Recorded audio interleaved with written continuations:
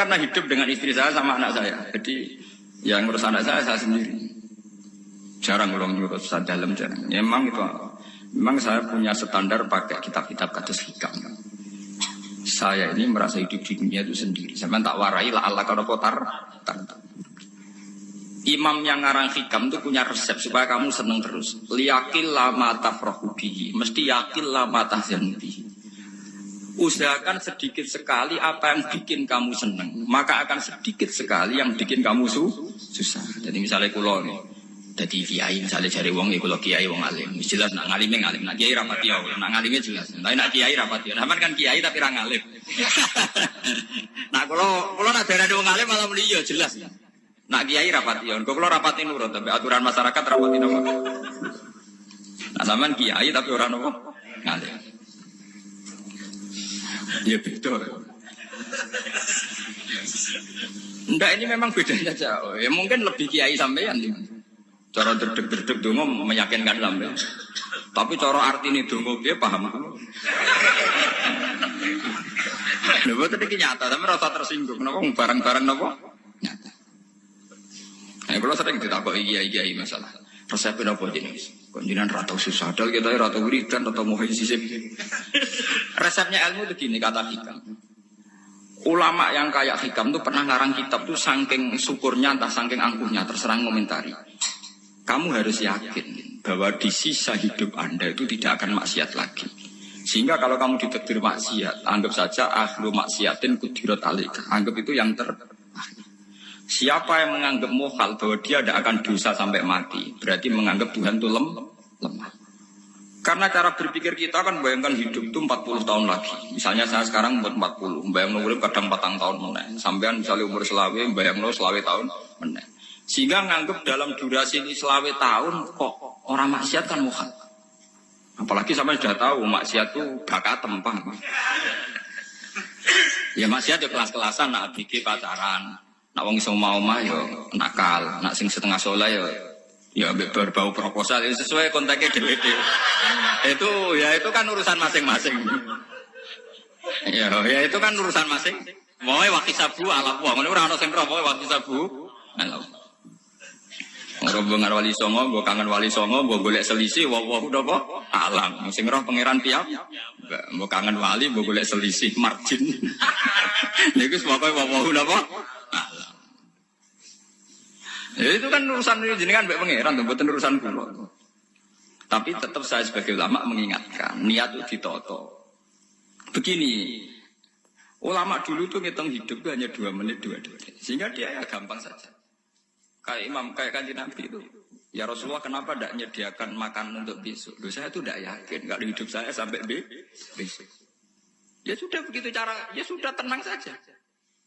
Kalau sampean kan bayangkan hidup 4 tahun lagi, 5 tahun lagi, sehingga arah mangan ya wedi tenan. Padahal bolak-balik zaman cilik arah mangan tetap ya wedi. Jadi cara berpikir Nabi itu begitu. Begitu juga cara pikir sahabat, cara pikir ulama-ulama yang waras itu begitu. Lalu saya itu pernah melarat di Jogja, zaman pertama merantau itu kalau santri saya bilang, Gus kok tidak punya beras, tapi apa yakin nak sesuk urip paling. Kue butuh mangan sesuk, anak sesuk ijek nopo. Cara berpikir ulama itu begitu. Sehingga melihat maksiat juga gitu. Alhamdulillah aku ijek urip 1 detik, 2 detik, 2 menit. Sehingga hidup. Dan itu sudah cukup untuk lafadzkan la ilaha illallah. Makanya kata yang ngarang hikam, betapa murahnya Allah. Surga itu hanya bisa dibeli dengan 2 menit. Karena surga itu senilai la ilaha illallah. Miftahul jannah la ilaha illallah. Itu cukup 1 menit. Berarti surga itu regane mau 1 menit. Dan karena dia nganggap hidup itu 1 menit ke depan, la ilaha illallah. Ya sudah. Dia ngitungnya hidup itu per menit. Kalau sampean kan enggak, per 10 tahun, per 20 tahun. Sehingga kriminal betul. Cara pandang sampean itu kriminal betul. Sehingga bayang kudu di duwe, kudu di bojo, nak kiai kudu di pengaruh. Nah kalau saya enggak. Saya meskipun tidak terlibat itu, tapi mewarisi keilmuan mereka. Jadi misalnya saya jadi ulama, itu bayang di santri musito. Islam pokoknya ke Ahmadiyah ya gitu saja. Ya pokoknya sudah gitu. Orang bayang santri yang kelambinan takwa khusyuk salam tempel, demen gelo, demen apa? Lo tanyakan santri-santri saya itu mungkin belum pernah nyuruh istri saya bikin kopi. Bisa dihitung. Karena saya itu sederhana saja. Misalnya saya pergi dari Jogja ini yang nyata salah. Bayang bojo gue semaca Gawe no kopi, buka no lawang malah kecewa. Seperti umumnya orang kan gitu. Semerantau ada gak bojoku nyuambut, digawe no kopi, digodhog no banyu hangat, teman bareng teko bojone wangep kukur-kukur. Karena paritnya dia ideal, maka mudah kecewa kalau itu tidak terjadi. Nah, kula mboten sebaiknya kaya Jogja, bojoku cek utuh Islam, nak sholat 5 bulan ya sudah gitu. Pakai standar-standar yang minimalis. Saya dari rumah bangun sampai ngaji ya, pokoknya ya melek, ya sudah nak sholat demadem nopo, mulanya sudah gitu. Andai kan saya pakai standar maksimal, maka akan mudah kecewa. Rasulullah juga begitu. Rasulullah itu ngadepi Sayyidah Aisyah, itu ya begitu, ngadepi Hasan Husain. Sehingga tidak ada cerita Nabi mudah kecewa, betul. Karena Nabi bayangkan anak istrinya itu ya minimalis sekali, urusan dunia maksudnya minimalis sekali. Misalnya Nabi pagi-pagi tanya, ya Aisyah apa ada sarapan? Enggak ya Rasulullah, ya ikan asumu kan itu saya puasa. Kalau sampean usul-usul lah juga no kopi wedok opo, itu kan repot. Muni-muni itibak sunnah Rasul tapi tidak pernah sampean mendekati sunnah nopo Rasul. Sehingga ya tenang saja Nabi. Saya tahu alhamdulillah bisa niru dalam gitu-gitu tuh bisa. Makanya ini kiai muda paling jauh. Banyak kiai-kiai sepuh itu kalau urusan gitu konsultasi masa. Gus siapa apa kain. Ini kula ya sampai era dekarep. Juga saya tidak pernah bayangkan apa tanggaku seneng aku atau orang ngaji aku kecil itu tidak pernah bayangkan. Sama itu kan makhluk, tidak penting. Kecewa itu tidak penting. Saya itu orang alim, ngerti ini warido kamat lubi, ora warido kum. Yang tak gulai ridane pengiran, ridane saya ngaji, ridane konsumen. Itu apa makhluk tidak penting. Itu harus dilatih. Harus apa? Sehingga orang itu kalau biasa sholat, maksudnya biasa ta'alluq bi Allah, mesti la'alla katardo, mesti gampang puas. Karena dia iktifak ngalap cukup be Allah Subhanahu wa ta'ala. Saya sebagai manusia juga sering ditangisi istri. Misalnya saya sering ke Jogja sendirian. Nah ninggalan apa? Ninggalan itu milik pengiran. Misalnya mati ninggalan ini paling aku mau ngapain nih suara. Paling uang nangis ke kegiatan. Bukan Pak. Ingin saya bahwa konstitusi ulama itu masih iktimat Allah. Kalau kita kan enggak. Cara berpikir kita ngaji itu ideal sing ono podium, sing ngaji kelaminan takwa kabeh, ketunan kaji kabeh, diluk kabeh. Kita akan pakai standar-standar yang dengan asumsi kita. Padahal Nabi dulu zaman sugeng al iman habna wa yusiru ila qalbihi sadrihi salah. Iman itu urusan hati. Komitmen sampean be Allah Subhanahu wa taala. Nah ini resepnya. Makanya kata hikam, yakinlah mata frohubi. Mesti yakinlah mata selibi. Sedikitlah kamu gembira dengan satu hal. Nanti akan sedikit kamu yang kecil. Artinya misalnya kata pulau sebagai ulama seneng pulau nu iman. Ya nggak kayak orang awam. Ya sudah gitu. Jadi misalnya suatu saat pulau jatuh, yang ngaji saya gak seneng jadi kupeding. Uang yang seneng pulau bubar kabeh. Pulau ya rasa susah. Miskola darah benar.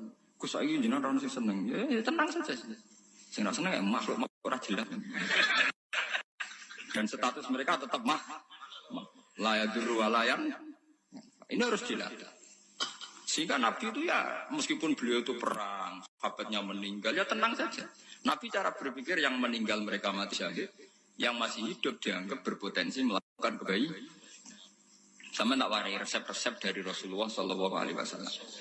Saya ini sebetulnya memaksa, menjelaskan ini maksa. Karena saya inginnya jadi ulama yang kayak umumnya orang. Tidak ideal-ideal lama. Tapi kan saya ditekdir ilmunya itu ideal. Jadi terpaksa saya jelaskan. Tapi kalau perilaku saya tidak akan ideal. Soalnya ngawur. Saatnya mari hufuri pengiran nganggur balik cerita. Ada seorang wali, karena dia wali itu doa di multazam. Ya Allah, saya ini minta satu hal. Karena dia wali maka tidak minta uang, tidak minta jabatan. Minta engkau takdir saya tidak pernah maksiat. Itu kan bagus sekali. Minta doa ditakdir gak maksiat kan ada. Dari pengiran malah siapa? Fa'ena ada ukufran. Karena tahu maksiat malah sifat ghafurku tak ada kok enti. Gambarnya pengiran kan sifat ghafurku rak nganggur. Makanya tidak ada orang selain Nabi kecuali ditakdir tahu maksiat. Dan sifat ghafurnya pengiran efektif. Kenapa?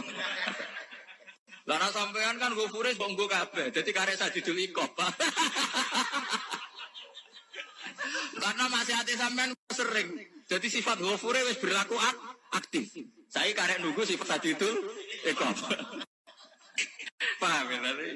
Itu beda dengan wali-wali. Sifat sadidul ikop mau aktif mereka tidak punya dosa. Malah pangeran bingung gak kok sifat ghafure. Apa ada kok ghafur atau dosa. Didakoki sadidil kok gak tau maksiat. Jadi pangeran malah sing bingung. Nak kowe ora tau maksiat ghafur kok tak dakoki. Kok ora tau maksiat, wong iku ora tau apa? Didakoki sadidil kok gak mungkin atau maksiat. Lah pangeran ape dakok ghafur kan syaratnya dosa sik. Sampeyan kan walian. Ghafure wis dientekno.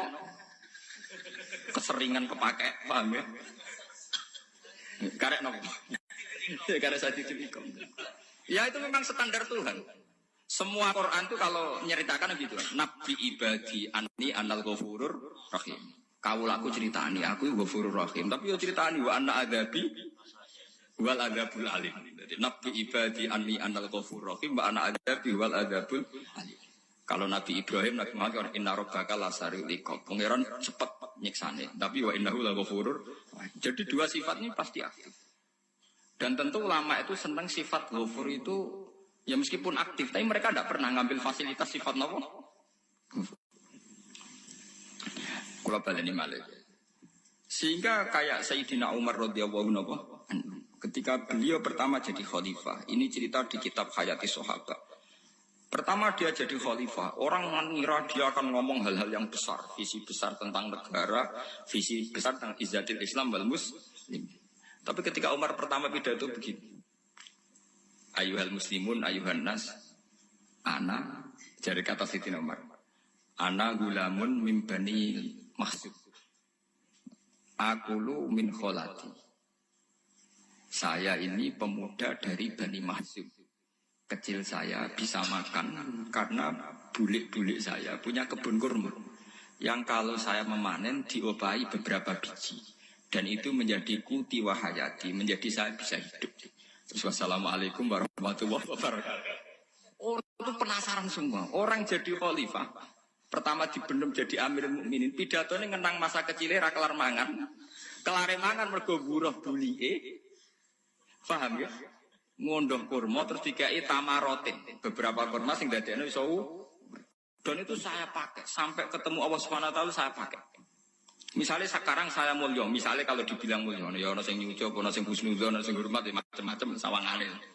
Itu bodoh sekali kalau saya menikmati itu, bodoh sekali. Paling banter nikmati dicucup, dihormati itu apa? Tapi kalau nikmatnya bisa makan saat itu tuh nyawa. SBY jadi presiden prestasi, Gus Dur jadi presiden prestasi, tapi umpama presiden tetap mangan. Prestasi tertinggi ada bisa makan selisat dirumki, goyo-goyo. Makanya Umar mengingatkan. Sebetulnya nikmat tertinggi saya itu tidak saat saya jadi khalifah, saat itu kok aku iso mangan, cara gak aku mati. Paham ya? Jadi itu luar biasa. Kita ini kan menjadi angkuh karena ngitung nikmat itu yang besar-besar, punya prestasi, punya. Kalau saya enggak ngitung nikmat ya kelar mangan gak mati, kan gampang. Sehingga saya tidak mudah kecewa karena tarifnya minimalis, gak gampang apa? Jadi misalnya kalau kapan-kapan kok Gus ini Tuhan rasanya jangan ngeten-ngeten. Oh makhluk itu ya gak apa-apa. Kalau di status kiai kan seakan-akan ngomongnya sakral, seakan-akan mandi. Tapi tak status, oh makhluk itu ngomong ya sudah kan. Menjadi kan sudah distatuskan sebagai apa? Makhluk. Tentu makhluk statusnya la yadurru wala yanfa. Di sini ini penting orang-orang ahli tauhid tentu tidak punya kesusahan. Innal ladzina qalu rabbuna wa tsummas taqamu. Itu mesti tidak ada kesusahan sama sekali. Misalnya ulama-ulama dulu mau mati ya tenang saja. Mati kedua itu mati paling menantang ya, menyenangkan sekali. Karena mati yang seru itu mati zaman Al-Adam. Misalnya saya kelahiran tahun 70. Tahun 40-50 kan belum ada saya. Itu mati yang sejati karena Al-Adam. Kenapa? Al-Adam tidak ada. Mati yang nanti itu mati yang petualangan. Karena saya mati setelah menyaksikan kekuasaan Allah. Setelah husnudzon sama Allah. Sehingga mati yang menuruti kerinduan. Akan ketemu sang kekasih. Makanya Jalaluddin Ar-Rumi ketika mau meninggal dan orang-orang muridnya nangis, dia marah-marah. Hei murid-muridku, betapa bodohnya engkau. Saat kayak ini yang saya tunggu. Saya sudah menyesal sampai Allah dat yang tak senang. Aku kecewa waktu makhluk-makhluk koyo kowe. Saiki wis wayahe aku goleki kholik dat sing tak senengi malah mbok tangi. Cuk bodhone kowe. Saat-saat sing tenteni malah mbok tantang. Betapa aku lamanya menunggu kematian ini. Mereka hidup itu keterpisahanku mbek Allah. Kemen ketemu kue. Malahnya Jalaluddin Rumilah yang mengistilahkan mati itu malam pengantin. Makanya fal'an awanus sirok minkum wa awan wisol habibi. Ini saat yang indah karena ketemu dengan berpisah dari makhluk-makhluk yang tidak penting menuju sama habibi kekasihku. Jadi yang misalkan mati itu malam pengantin. Semenjak istilah itu populer di Jawa anak ngipi jadi nganten takwilannya mati. Itu filosofi sufi ya, filosofi apa? Lalu begitu juga sahabat-sahabat dulu. Bilal mau meninggal, anaknya udah nangis. Bilal lagu ya. Ditanya sama anaknya, kenapa anak-anak kamu nangis? Dan jenengan badai kabundut. Aku malah seneng nang mati. Hudan nalkol akhibah Muhammad dan wafisbah. Aku nak urip ketemunya mbek kowe terus. Malah nak mati ketemu Nabi Muhammad. Hudan nalkol akhibah Muhammad dan wafisbah. Nah, dengan cara pandang begitu maka hidup itu enjoy saja. Ya saya sebenarnya keberatan pakai kelas ini keberatan karena saya harus ngulang sampean. Ya makanya potensi kayak saya tentu mengurangi jadwal ketemu. Makanya saya mohon kalau tidak penting itu jangan sungkan. Anggap saja itu bagian dari hormat saya. Ya minimal sampai misalnya di dua saya ketahui gue jajan pentol enam lah apa mau gue suwan bareng malah repot. Gue ganggu uang anak peleleran pak. Nah misalnya sampai kepentak kok hukum. Uang nak pinter, hukumnya takokan ya ringan, takok kiai tanggam paling bisa. Karena pertanyaan yang ringan tentu ya ringan-ringan saja kan. Gak perlu kiai kali ber. Sampai rasa GR. Lo pertanyaannya angel Gus, gak ada sing iso jawab. Uang nak ralim tahke, ku pertanyaannya ya ora patimu itu. Iku wis kangelan ngoten. Ini mboten ngenyek tapi padha enak. Padha napa? Makanya kalau lantai, jadi hikam sendiri itu ada manhaj, ada metode. Kalau orang supaya tardo, liyakil lama tafrohudi, yakil lama tahsenu. Anak saya itu kalau habis main pulang, itu saya senengnya pol. Istri saya pernah jangan. Gus, anak mulai senengnya di biro-biro, anakku mulai nih ngomah, misalnya terus biasa. Saya terus anakku lo main mulai itu seneng. Biro-biro anakku mulai nih ngomah. Dipanggil anak saya, bapak itu senangnya sama boleh. Biro-biro ada yang manggil bapak. Jadi saya pakai standar minimalis. Saya tidak pernah pakai tarif. Dia anak yang ideal, dihormati orang. Sebenarnya anakku sujud nih pangeran, ngerti pentingnya mau tasbih. Makanya anak saya tak namakan tasbih semua. Itu ya sudah. Saya tidak pernah bayangkan anak saya jadi kayak besar, dihormati semua. Mari gampang kecil. Ya, sekolah kan Sayyidina Umar. Saya pemuda dari Bani Mahzub. Yang kecilnya bisa makan karena buruh bulikku. Akal tuh tamarot. Wah itu saya baca tuh nangis. Betapa hebatnya Sayyidina Umar. Mengingatkan ulang bahwa nikmat tertinggi itu ya makan. Karena makan kaitannya ya. Orang jadi bupati, enggak jadi bupati tetap makan. Jadi kalau ngantin saya tarifnya minimalis sekali. Nah, kalau orang sudah makan gitu, lah Allah kata tertemu dan sekali. Tapi kalau sampai tarifnya ideal harus di mobil, kudu sanggup nih agak. Masuk gue mobil gak sanggup agak. Barang gue sanggup agak, kudu gue penderek. Masuk kiri lu juga kok tanpa apa? Penderek. Orang penderek maju. Masuk orang kena dikeloli, jadi malah repot. Akhirnya gue mau ngaju. Harus selingkuh jari sing gue. Itu lapor koromenan. Gue nuruti tahapan-tahapan duniawi Makanya resep kalau ingin itu kan sholat, maksudnya sholat itu dihayati secara tauhid ya, dihayati secara tauhid. Misalnya inna sholati wa nusuki mahyaya wa mamati lillahi rabbil alamin. Itu akan pasti Allah kata pasti mudah melihat alam ini ridho. Ini satu sekelumit di resep orang ulama yang saya meniru beberapa di kitab Hayati Sahabat, di kitab Hikam dan meniru terutama semuanya sanad dari Rasulullah Shallallahu Alaihi Wasallam. Makanya suatu saat Nabi itu kagum. Abdul bin Mas'ud itu jalan dan dikawal oleh beberapa malaikat. Terus Nabi itu heran. Ya kenapa itu selalu mengawal kamu? Kata Abdul bin Mas'ud, ya Rasulullah, inilah akhtu khutwatan, illa wa azunnu alla akhtu wa ukhra. Wa ma aqaltu luqmatan, illa wa azunnu alla alqam ukhra. Saya itu tidak pernah melangkah, kecuali saya tidak pernah yakin apa betul saya bisa melangkah lagi. Jadi perlangkahnya itu dia iktimat Allah. Dan saya tidak pernah mengunyah satu kunyahan, kecuali saya tidak yakin apa betul saya bisa mengunyah lagi. Setiap kunyahnya tetap semuanya berada Bismillah. Semua itu atas nama pertolongan atas kata Rasulullah. Orang kakak, andaikan saya ada nabi terakhir itu jadi nabi. Jadi kemana? Makanya dulu Nabi itu sering ngendikan, adekan orang-orang kayak gitu itu ada nubuah, tentu mereka punya derajat apa? Nubuah. Jadi tidak jadi Nabi tapi punya derajat apa? Nubuah. Lah orang yang cara berpikir gitu tentu tidak khawatir apa yang hilang dari dirinya karena dia berkontrak dengan Tuhan hanya per menit per detik. Kamu punya resep al-mu'min yusiru sana ala Allah ayakuna li nafsi dzakiron. Seorang mukmin yang sejati tentu kontaknya dengan Allah Subhanahu wa taala dan dia tidak pernah ingat dirinya sendiri. Kayak sampean pas umat tapi'il, Allahu akbar, Allah Maha Besar, subhanak.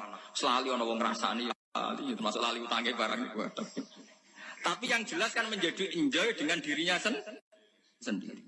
Paham ya? Menjadi enjoy dengan dirinya karena dia tidak sering punya kontrak dengan makhluk. Nah ini maksudnya Allah kau janganlah Allah kata kamu pandang. Apa nak sholat terus kabul kajian.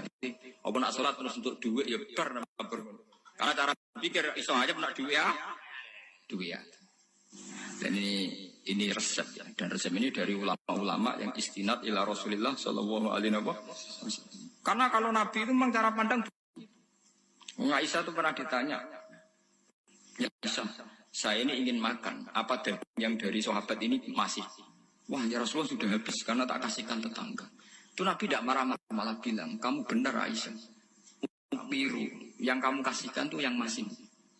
Kau nak daging dipangan dewe kadang nuruti nafsu. Nak dikekno wong sudah kau nuruti perintah pengen. Jadi kanjeng Nabi, beneran Aisyah. Daging ngemijet. Mau kalau nanti yang malah ijek. Sing bogo sudah kau malah sing ijek. Cara berpikir Nabi itu begitu. Tapi tahu-tahu disederhanakan sunnah Nabi serbanan. Nah, itu kan, ya memang itu bagian dari sunnah Nabi. Tapi sunnah seharga 10.000. Paham ya? Ya monggo mawon sampean sunnah Nabi serbanan. Tapi itu sunnah yang bisa dibeli dengan murah. Hakikatnya sunnah Nabi itu rata-rata bentuknya perilaku. Napa? Sampeyan delok dawuh Aisyah tengene tiba berjanji kana khuluquhul Qur'an wa shimatuhul ghufran yansahu lil insan wa yafsahu fil ihsan wa ya'fu 'anil dzambi idza kana fi haqqihi wa sababi. Kana khuluquhul Qur'an, nabi ku akhlak dasare wis kaya Qur'an plek. Urusane akhlak. Wa shimatuhul ghufran, ciri utama sifatnya nabi gampang nyepuro. Yansahu lil insan. Dan nabi punya niat baik pada seluruh manusia. Wa yafsahu fil ihsan, sering melakukan ihsan.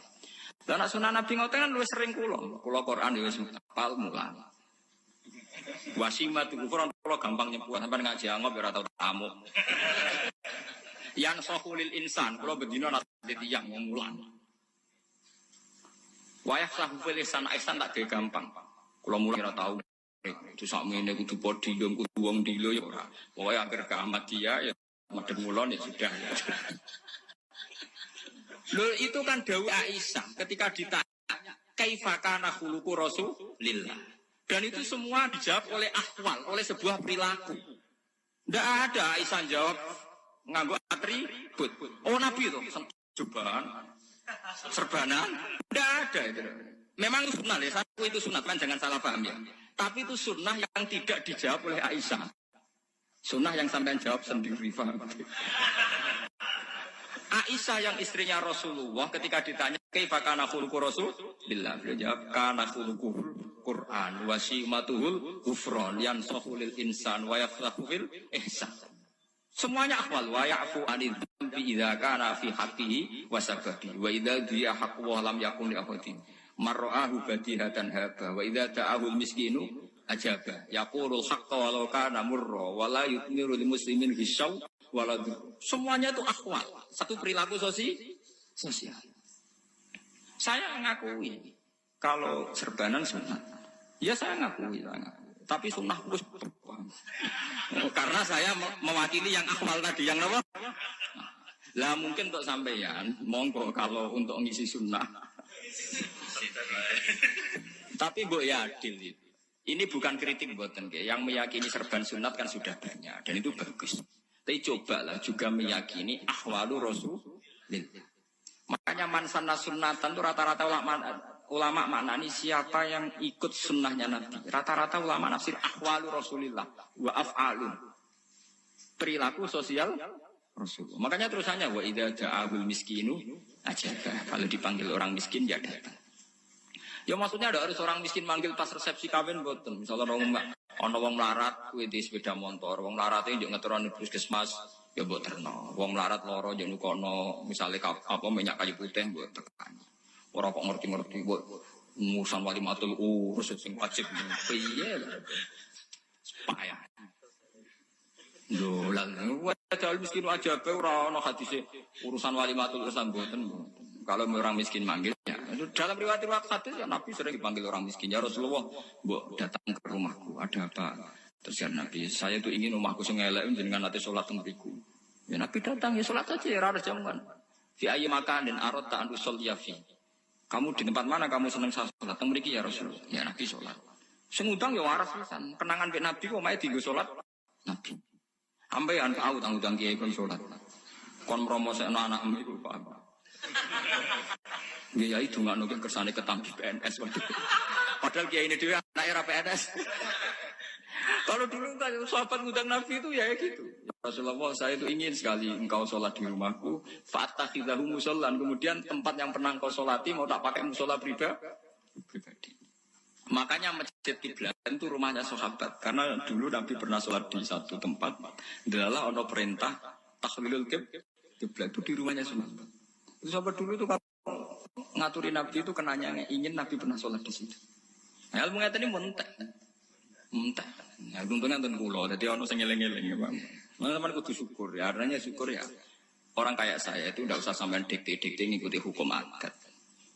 Kalau ngoten sampean gelo mergo kula ora iso teko, kula ya gelo perkarane ulama kok mbok atur. Makanya saya sering guyon cerita, saya itu kalau di pasar Pandangan dulu tuh anyaran boyong sering di pasar, ditanya sama Gus wong alim kok di pasar. Piye? Aneh tuh. Ya aneh kuwi. Aneh piye? Bodohnya al wong alim. Kadang masyarakat tuh tidak sadar keanehan dirinya sendiri.